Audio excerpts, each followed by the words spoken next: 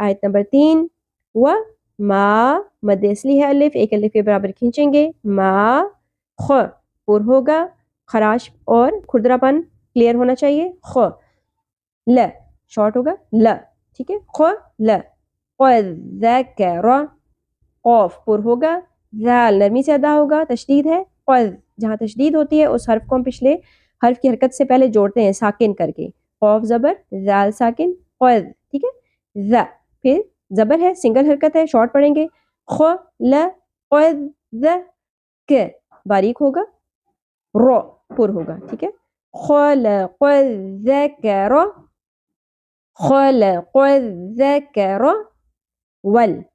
قلقلہ نہیں کرنا، اکثر لوگ کرتے ہیں، لحن خفی ہے، اس سے تلاوت کی خوبصورتی متاثر ہوتی ہے، ول نون ساکن کی آواز کو ہم چھپا لیں گے، کیوں؟ کیونکہ آگے حروف اخفا میں سے سا آ رہا ہے۔